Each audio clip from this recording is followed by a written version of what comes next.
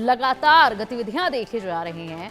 इसके बाद कई अंदेशे भी लगाए जा रहे हैं और सबसे बड़ी बात, नवाज शरीफ की जो ये राजनीतिक तौर पर सक्रियता देखी जा रही है, ये एक ऐसे वक्त पर देखी जा रही है जब शहबाज शरीफ बेलारूस के दौरे पर गए और जब वो बेलारूस के दौरे पर रहे तो उन्हीं के पीछे से यहाँ पर सिलसिला जो है वो बलूचिस्तान में जाने का शुरू हुआ। नवाज शरीफ ने नेशनल पार्टी के अध्यक्ष और बलूचिस्तान के पूर्व मुख्यमंत्री अब्दुल मलिक बलोच से मुलाकात की। इस दौरान साथ ही उन्होंने दौरा करने का आश्वासन दिया और कहा कि खुले तौर पर जनता से मैं संवाद भी करूंगा, यानी कि बलूचिस्तानियों से बातचीत करेंगे। बातचीत करते हैं तो किस तरीके से उन्हें आश्वासन दिलाते हैं, क्या कुछ वो कहेंगे बलूचिस्तान की जनता से, ये भी देखने वाली बात होगी, क्योंकि बड़ा संदेश वो यहाँ पर दे सकते हैं और ऐसे में अपनी पकड़ जो है वो कहीं ना कहीं मजबूत करते नजर आएंगे। शहबाज की कुर्सी पर अब खतरा कहीं ना कहीं मंडराता नजर आ रहा है। इसकी वजह क्या है ये आपको बताते हैं। पहली वजह, आर्थिक संकट जो है वो पाकिस्तान में बहुत ज्यादा बढ़ गया है। आंतरिक समस्याएं बढ़ती जा रही हैं, भुखमरी बढ़ती जा रही है, महंगाई की मार झेल रहा है पाकिस्तान, आतंकी हमले भी लगातार बढ़ते जा रहे हैं, कानून व्यवस्था पूरी तरीके से चरमराई हुई है। खैबर पख्तूनख्वा बलूचिस्तान में भी अशांति ही अशांति है, पीओके में भी बवाल हो रखा है, पाकिस्तान की टूटने का डर अब सता रहा है, विदेश नीति चौपट हो चुकी है, सेना प्रमुख से भी अनबन चल रही है। हाल ही में जिस तरीके से सेना प्रमुख मुनीर ने एक बैठक में कह भी दिया था कि हमारा देश इतना मजबूत नहीं, मजबूत बनाने की जरूरत है, रणनीति बनाने की जरूरत है, और सीधे तौर पर उन्होंने अपने सरकार यानी कि शहबाज शरीफ पर ही ठीक रफोड़ दिया था कि बहुत सारी खामियां जो हैं उनके रहते देखी जा रही हैं और इसलिए इतनी कमजोरियों का सामना हम लोगों को करना पड़ रहा है, ये खुद उन्होंने कहा था। अब चलिए इसी पर चर्चा करेंगे। चर्चा के लिए हमारे साथ हमारे खास मेहमान जुड़ चुके हैं, विदेशी मामलों के जानकार संजीव श्रीवास्तव जी हमारे साथ हैं, साथ ही पाकिस्तानी पत्रकार हुसैन जावेद जी हमारे साथ है। संजीव जी बहुत स्वागत है आपका इंडिया न्यूज पर। हुसैन जावेद जी आपका भी बहुत स्वागत है इंडिया न्यूज पर। हुसैन जावेद जी, नई खबरें निकलकर अब सामने आ रही हैं, नवाज शरीफ जो हैं वो कहीं ना कहीं सक्रिय होते नजर आ रहे हैं, तो क्या लगता है कि जो असल केंद्र है राजनीति का उसमें कोई बड़ा बदलाव आ सकता है क्या? किस तरीके से आप उनकी सक्रियता को देखते हैं? देखिए जी, सबसे पहले तो आपका शुक्रिया कि आपने मुझे इनवाइट किया। देखिए, बात बहुत सिंपल सी है। जब हम शहबाज शरीफ साहब की बात करते हैं, नवाज शरीफ साहब की बात करते हैं, तो ये बात बिल्कुल एक हमेशा सामने आई है कि दोनों भाइयों में आज तक कभी इख्तलाफ नहीं हुआ, किसी भी किस्म का इख्तलाफ नहीं हुआ। और शहबाज शरीफ अपने भाई का बहुत एहतराम करते हैं, उनको बहुत रिस्पेक्ट के साथ हमेशा उन्होंने रखा है। और ये आज की बात नहीं है, ये मैं आपसे पिछले, आप ये समझते कि 40-45 साल की बात कर रहा हूँ।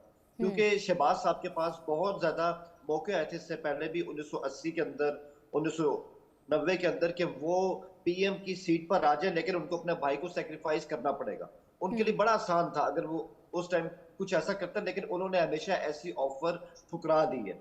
और रही बात नवाज शरीफ साहब की, तो देखिए नवाज शरीफ साहब इस टाइम हमारी सियासत के, आप ये कह सकती है कि सबसे ज्यादा सीजन सियासतदान है। उनके पास दहाइयों का एक्सपीरियंस है, अच्छी तरह जानते हैं, 3 बार वो पीएम रहे हैं, 1 बार वो सीएम रहे हैं। उनसे ज्यादा इस इलाके की सियासत को समझता नहीं है। और यही वजह कि वो हमेशा, उनकी जो कोशिश होती है वो होती है कि सियासी मीटिंग्स अपनी जगह, लेकिन उसमें जाती ताल्लुकात भी होने चाहिए। यही देख लें जावेद उनके। जी, जावेद जी, मुझे लगता है कि जिस तरीके से आप बता रहे हैं शहबाज शरीफ नवाज शरीफ के बीच में जो प्यार है, जो भाईपन का एक मोहब्बत है, वो जो आप बता रहे हैं, कभी भी कोई भी इस तरीके से आपने कहा सुनी दोनों के बीच में नहीं देखी, या किसी बात से सहमत होते आपने ऐसा असहमत होते आपने नहीं देखा, आप ये कह रहे हैं।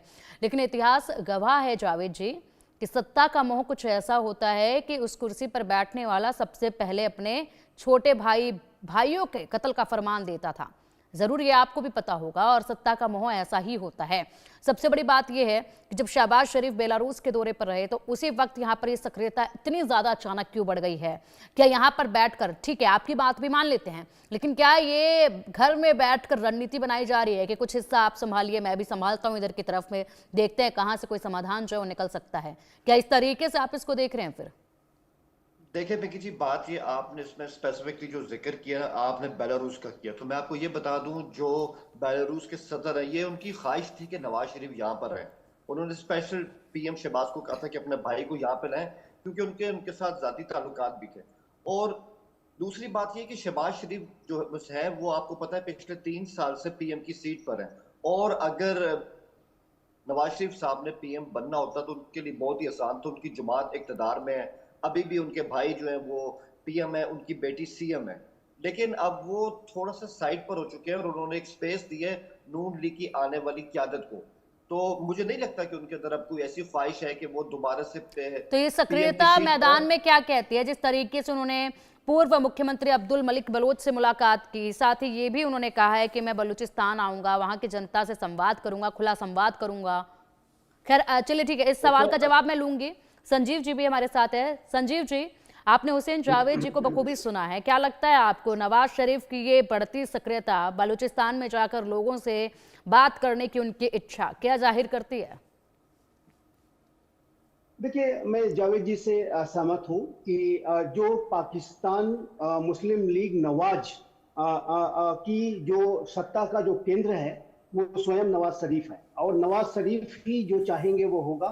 नवाज शरीफ के चाहने से ही शहबाज शरीफ सत्ता में बैठे हैं, और जिस दिन नवाज शरीफ स्वयं प्रधानमंत्री बनना चाहेंगे तो उन्हें कोई रोक नहीं सकता है, वो बन सकते हैं। और मुझे नहीं लगता कि अगर नवाज शरीफ ऐसी कोई मंशा व्यक्त करते हैं तो उसमें शहबाज शरीफ कोई बाधा खड़ा करेंगे।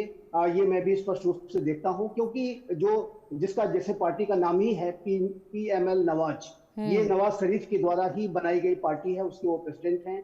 और अभी आप वहाँ के असेंबली के वो मेंबर भी हैं, तो यदि वो प्रधानमंत्री बनना चाहेंगे तो जाहिर है कि वो प्रधानमंत्री कभी भी बन सकते हैं।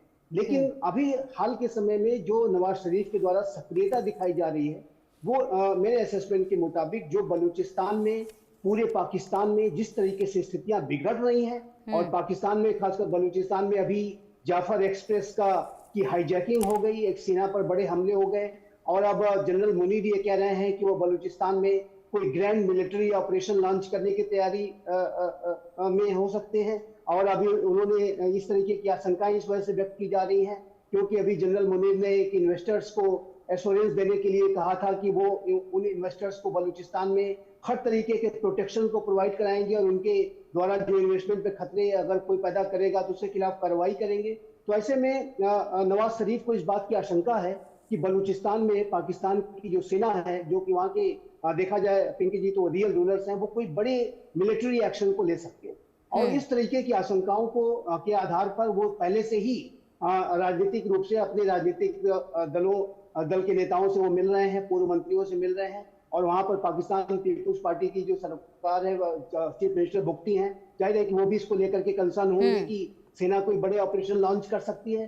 तो ये जो बलूचिस्तान की जो इनकी यात्रा है नवाज शरीफ की, वो उनके गहरे बलूचिस्तान को लेकर के जो एक आशंकाओं को दर्शाती है। लेकिन इससे एक संकेत स्पष्ट रूप से मिलता है पिंकी जी कि यदि पाकिस्तान में हालात बिगड़े